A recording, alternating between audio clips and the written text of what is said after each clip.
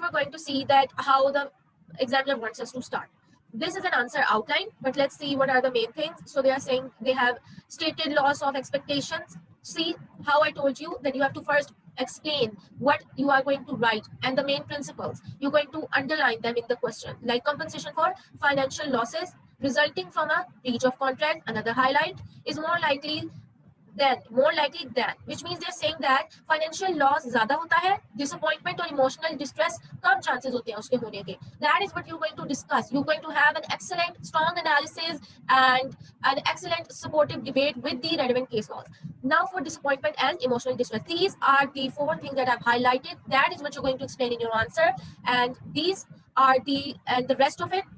You're also going to, for the rest part, you're going to describe. Now these are the keywords in the question. These keywords, okay, I am emphasizing on this in the starting so that we can easily assess the rest of the questions, and I'm spending more time on it so that we don't have to decode everything after that and we'll just go smoothly. So I'm telling you actually how to break down the question and how to write it easily. Now describe means that you have to efficiently leave no stone unturned and leave no knowledge that is relevant to it left in your mind, but you have to put all of it in the paper.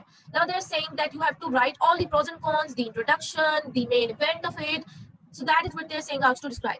The best tip to answer the question is that you have to consider. Now this is the scenario that should be present in your brain when you're answering the question and you're structuring it.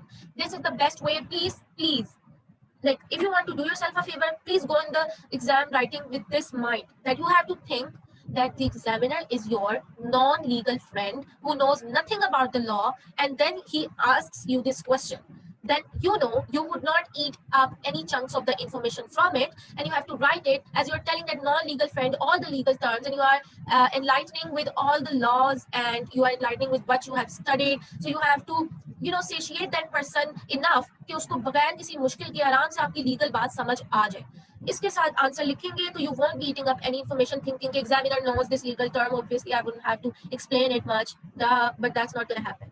So next we're going to see the purposes of damages. Now they're also asking you, अब उसने examiner ने आपके लिए answer question और आसान कर दिया, statement नीचे एक्सप्लेन कर दिया. उसने कहा हमें पता था कि डैमेजेस जो है वो हमने लिखने हैं क्योंकि वहां पे बात हुई है breach of the contract and specially financial loss की. उसके लिए हमें बताना पड़ेगा damages, because when there are financial losses damages accompany it.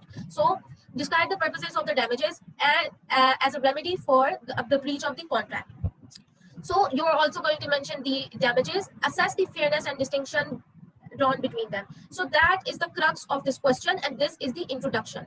यह हमेशा नहीं होगा कि ऊपर वाली स्टेटमेंट हमेशा इंट्रोडक्शन होगी, but the crux is because you have to understand it. All right, now let's move on. Now let's see the answer and especially how the examiner starts it. It is fair that the law focuses mainly on financial loss to the innocent party. That's how I told you that you have to focus on the losses and generally underestimates any mental distress. But they are saying that do not underestimate any mental distress such as anxiety and inconvenience caused by the breach. All right, because you have to mention them equally because they are mentioned in the question, which may be equally significant. Now this totally depends upon you. The question doesn't say that you have to support the financial loss and you don't have to support the disappointment or emotional loss. You just have to prove your answer. There is no right and absolutely no wrong answer. It depends upon how much facts and knowledge you have about the question. It's either about the mental distress, the emotional distress, or it's either about the breach of the contract with the financial loss. Now I want people to raise their hands who agree that the emotional distress and disappointment is the one that is more likely to happen and has a more probability when there's a breach of the contract. Can I please see the hands raised who support this argument?